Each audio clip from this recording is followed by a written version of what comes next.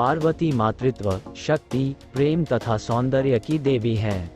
पार्वती देवी कई नामों से जानी जाती हैं।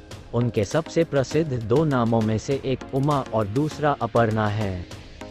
स्कंद पुराण के अनुसार देवी पार्वती के द्वारा दुर्गमसर को मारने के बाद देवी पार्वती का नाम दुर्गा पड़ा था। वे सर्वोच्च हिंदू देवी परमेश्वरी आदि पराशक्ति की साकार रूप हैं तथा शाक्त संप्रदाय या हिंदू धर्म में एक प्रमुख देवी हैं। उनके प्रत्येक पहलुओं को एक अलग नाम के साथ व्यक्त किया जाता है, जिससे उनको भारत की क्षेत्रीय हिंदू कहानियों में 10,000 से अधिक नाम मिलते हैं। लक्ष्मी और सरस्वती के साथ वह हिंदू देवी देवताओं की त्रिमूर्ति का निर्माण करती हैं। इसके अतिरिक्त माता पार्वती हिंदू भगवान शिव की पत्नी हैं। वे पर्वत राजा हिमाचल और रानी मैना की पुत्री हैं। पार्वती हिंदू देवताओं जैसे गणेश, कार्तिकेय, अशोक सुंदरी, ज्योति और मनसा देवी की मां तथा अयप्पा की सौतेली मां है। पुराणों में उन्हें श्री विष्णु की बहन कहा गया है। वे ही मूल प्रकृति और कारण रूपा है।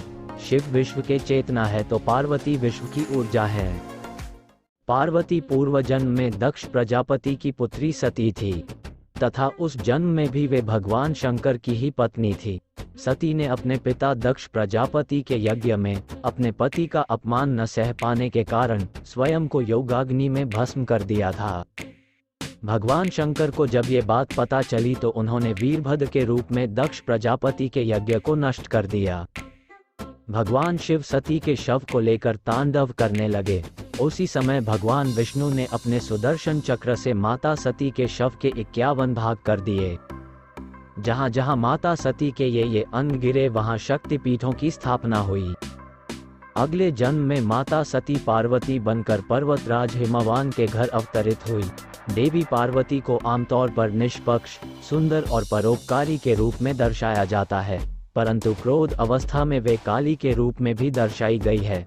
जब वे शिव के साथ चित्रित की जाती है तो वह आमतौर पर 2 भुजाओं के साथ दिखाई देती है, लेकिन जब वह अकेली हो तो उसे 4 हाथों में चित्रित किया जा सकता है। प्राचीन मंदिरों में पार्वती की मूर्ति अक्सर एक बछड़े या गाय के पास चित्रित होती है।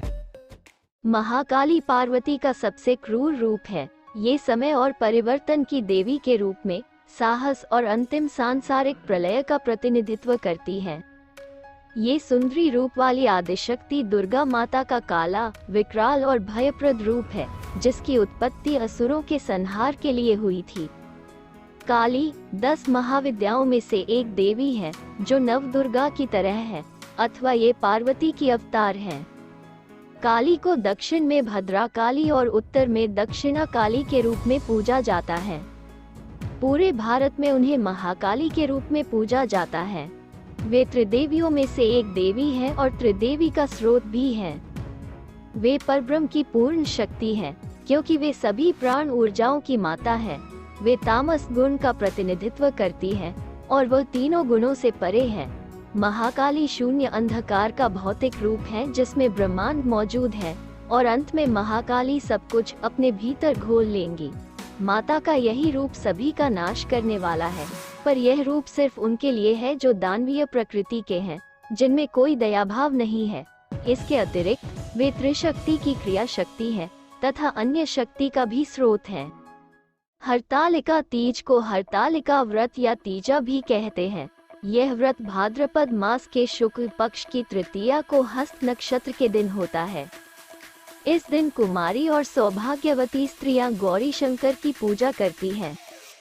विशेषकर उत्तर प्रदेश के पूर्वांचल और बिहार में मनाया जाने वाला ये त्योहार करवा चौथ से भी कठिन माना जाता है, क्योंकि जहां करवा चौथ में चांद देखने के बाद व्रत तोड़ दिया जाता है, वहीं इस व्रत में पूरे दिन निर्जल व्रत किया जाता है तथा अगले दिन पूजन के पश्चात ही व्रत तोड़ा जाता है।